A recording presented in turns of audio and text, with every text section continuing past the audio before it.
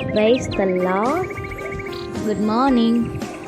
Today, Jesus Army Fellowship, Word of God, ஏசாயா 64 அதிகாரம் 4 வசனம். தேவனே, உமக்கு காத்திருக்கிறவர்களுக்கு நீர் செய்பவைகளை நீரே அல்லாமல் உலகத் தோற்றம் முதல் கொண்டு ஒருவரும் கேட்டதும் இல்லை, செவியால் உணர்ந்ததும் இல்லை, அவைகளை கண்டதும் இல்லை. ஆமீன். கர்த்தருடைய நாமத்துக்கு மகிமை உண்டாவதாக. இந்த நாளில் கூட இந்த சத்தத்தை கேட்டுக்கொண்டிருக்கிற தேவனுடைய பிள்ளைகளை, நீங்கள் எந்த காரியத்தை குறித்து காத்திருக்கீங்களோ அதை கர்த்தர் செய்வார், நிச்சயம் செய்வார். அதுக்காக நீங்கள் காத்திருப்பீங்களானா, கர்த்தருக்கு காத்திருப்பீங்களானா, உங்களுடைய வாக்குத்தத்தம் நிறைவேறும் அளவும் அவரை உங்களுக்கு கைவிடாத தேவனாக இருக்கிறார். சொன்னதை செய்யும் அளவும் கைவிடாத தேவன் உங்கள் கூட இருக்கிறாருங்க.